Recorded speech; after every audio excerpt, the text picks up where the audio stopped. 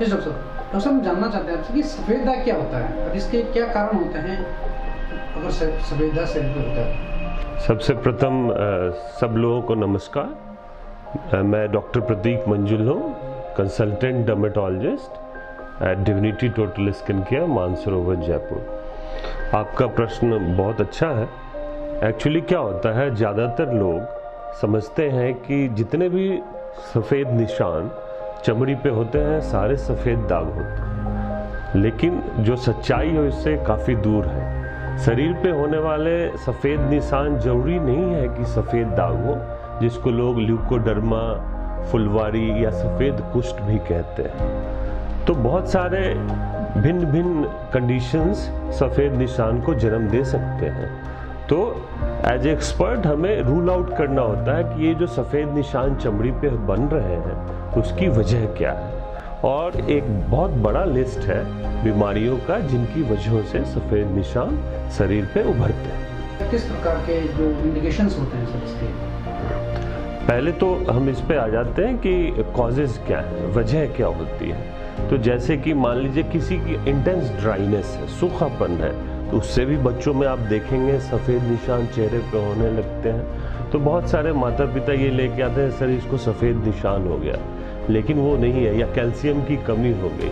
तो actually basically वो dryness की वजह से बनता है। कुछ कुष्ठ रोग, इसका नाम भी सफ़ेद कुष्ठ है, तो कुष्ठ रोगों में भी सफ़ेद निशान चेहरे पे देखने को मिलते हैं बच्चों में। इसके अलावा और भी अन्य कंडीशंस हैं, जैसे कि कुछ न्यूट्रिशनल डिफिशियंसी जिसकी वजह से बच्चों में या बड़ों में भी सफ़ेद निशान उभरते हैं। इसके अलावा कुछ फंगल इन्फेक्शंस होते हैं जिसमें भी सफ़ेद निशान शरीर पे होते हैं, कंधे पे, छाती पे, पीठ पे।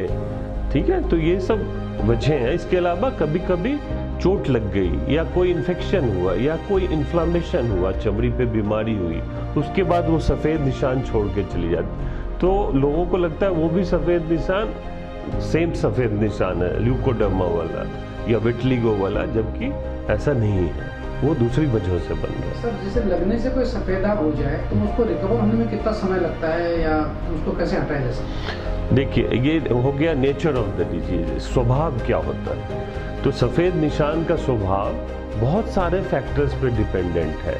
किस एज में हो रहा है, किसी और बीमारी के साथ ये एसोसिएटेड तो नहीं हो रहा है, क्या ये फैमिलियल है, इनकी फैमिली में भी रन कर रहा है, या डिनोवो है, स्पॉन्टेनियस है, नॉन फैमिलियल है। किस चेहरे चमड़ी के किस भाग में हो रहा है, चेहरे पे हो रहा है, गर्दन पे हो रहा है, छाती पे हो रहा है, पेट पे हो रहा है, या लिप पे हो रहा है, उंगलियों पे हो रहा है। तो जो लिप पे और उंगलियों पे होने वाले सफ़ेद निशान है वो बड़ी मुश्किल से ठीक होते हैं, क्योंकि these are frictional areas of your body, इसमें रगड़ खाती रहती है चमड़ी, तो उसकी वजह से सफ़ेदी इन जगहों पे मुश्किल से ठीक होती है। दूसरी बात, कभी कभी एक सेगमेंट में भी होता है सफ़ेद निशान, आप देखेंगे एक ही तरफ है फेस के, तो उसको सेगमेंटल विटलिगो कहते हैं। तो सेगमेंटल विटलिगो का भी प्रोग्नोसिस पुअर होता है और लिप टिप वैरायटी विटलिगो का भी प्रोग्नोसिस पुअर होता है। लेकिन बाकी फोकल हो, कहीं एक जगह है या दो जगह है, एडल्ट ऑनसेट है, किसी बीमारी के साथ एसोसिएशन नहीं है, तो ऐसे सफ़ेद निशान बहुत हद तक, या माने कि बहुत बार 100% भी ठीक हो जाते हैं और कभी आते भी नहीं है। सर ठीक होने के बाद कितनी ये रहती है, समय कितना इसको ठीक होने में लगता है, किस तरह से डिफाइन किया जाता है?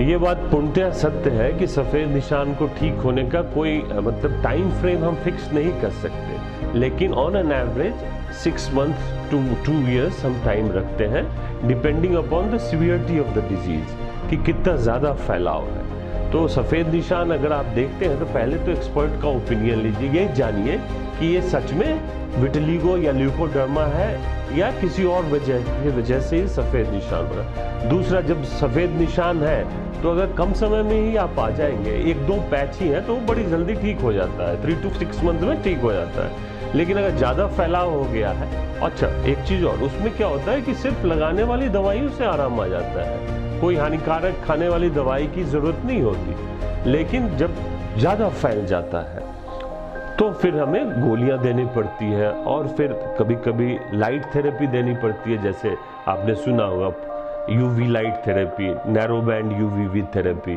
तो इसमें लाइट थेरेपी का बहुत योगदान है, क्योंकि लाइट थेरेपी से कलर रीगेन होता है। क्योंकि इस बीमारी की सबसे प्रमुख वजह है कि जो आपका शरीर है अपने ही रंग बनाने वाली सेल, जिसको मेलानोसाइट कहते हैं, उसको पहचानना बंद कर देता है। उसको लगता है ये बाहर की वस्तु है, तो इसीलिए कहते हैं इसको ऑटो इम्यून डिजीज है। मतलब अपनी इम्यूनिटी अपने ही सेल के खिलाफ काम करके उसको नष्ट कर देती है। और एक रंग बनाने वाला सेल 36 आसपास के सेल को रंग देता है। तो अगर वो मर गया तो उसकी वजह से विटिलिगो होता है, तो एक बड़ा एरिया सफेद हो जाता है।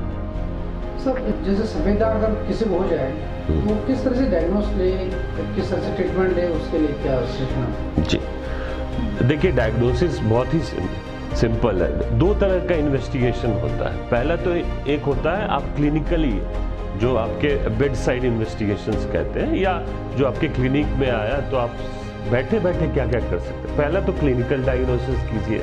दूसरा आप साथ में बैठे बैठे क्या कर सकते हो, तो एक वुड्स लैम्प आता है, that is a kind of UV lamp जिसका 365 नैनोमीटर होता है वेवलेंथ। उससे हम देखते हैं सफ़ेद दाग को। तो जो सफ़ेद दाग होता है वो एक्सेंचुएट हो जाता है, लेकिन बाकी जो और कंडीशन बताए मैंने वो नहीं होता। जैसे कुछ कॉन्जेनाइटल नीवस भी होते हैं, लहसन जिनको कहते हैं, वो भी सफ़ेद निशान जैसे लगते हैं, तो वो नहीं होते, ये हो जाते हैं। एक तो ये हो गया। दूसरा, आजकल डर्मोस्कोपी करके एक इंस्ट्रूमेंट आया है जो हैंड हेल्ड होता है, उसमें कैमरा होता है हाई रिजोल्यूशन, तो उसमें हम देखते हैं। तो उसमें कभी कभी सफ़ेद निशान जो होता है उसमें पेरीफॉलिकुलर रेसिडुअल पिगमेंटेशन नज़र आता है, एक पैटर्न होता है, और टेलेंजेक्टेशिया विजिबल होता है। तो ये बेड साइड हो गया। और अगर बड़ा इन्वेस्टिगेशन कराना चाहते हैं तो स्किन बायोप्सी कराते हैं और उसमें एक स्टेनिंग करते हैं, उसमें देखते हैं कि टोटल लॉस ऑफ पिगमेंट है। तो इनसे डायग्नोसिस हो गया। और मैनेजमेंट दो किस्म का होता है, मेडिकल एंड सर्जिकल। ठीक है, तो मेडिकल मैनेजमेंट में क्या हो गया, दो चीजें हो गई। एक तो टॉपिकली आप लगाने के लिए क्या दे रहे हो, और दूसरा ओरली। तो टॉपिकल और ओरल का डिसीजन मैंने जैसे पहले बताया आपको कि फैलाव पे डिपेंडेंट है, एज ग्रुप पे डिपेंडेंट है। तो टॉपिकल में बेसिक होता है टॉपिकल कॉर्टिकोस्टेरॉइड्स, टैक्रोलिमस, ये सब चीज़ें हैं। और ओरल में oral mini pulse steroid therapy देते हैं। इसके अलावा आपको मिथॉक्सीसोरेलिन करके एक कंपाउंड आता है, उसको देते हैं, जिसको खाने के 2 घंटे बाद धूप दिखाते हैं, जिससे कलर आता है।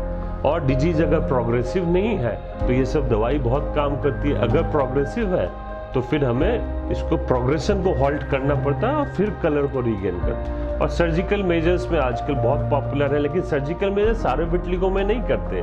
अगर प्रोग्रेसिव और एक्टिव विटिलिगो है ल्यूकोडर्मा तो हम नहीं करते। जब स्टेबल हो जाए, बढ़ नहीं रहा है, फिक्स्ड है वो पैच 1 ईयर से ऊपर तक, तो फिर रिकमेंडेशन होती है कि आप ऐसी जगह पे सर्जिकली करते हो। सर्जिकल में आप एक तो टिश्यू ग्राफ्ट लगाते हो, स्किन को यहाँ से पील ऑफ किया और फिर आपको जहाँ पे भी पैच है वहाँ पे लगाया। दूसरा, आजकल न्यूअर वेरिएंट्स आ गए जिसमें सेलुलर ग्राफ्ट होते हैं सेल लेवल पे। तो उसमें जो मेलानोसाइट है जो मर जाता है उसको कल्चर करते हैं, वो लैब होता है, हाईली एडवांस मेथड है, और उसको फिर लगाते हैं मेश करके। और कुछ न्यूअर ट्रेंड्स आता है, नॉन कल्चर्ड भी होता है। तो अगर बड़ा एरिया है तो कल्चर्ड करते हैं, छोटा एरिया अगर कवर करना है पैच का तो नॉन कल्चर्ड। सर क्या जैसे हमने सर्जिकल मतलब सर्जिकल एक बार होने के बाद के वापस से संभावना कितनी होती है? जी सर, चूंकि अब इसमें जाए कि क्या वजह थी इसकी ऑटो इम्यून है, तो अगर प्रोग्रेसिव है तो सर्जिकल करेंगे ही नहीं।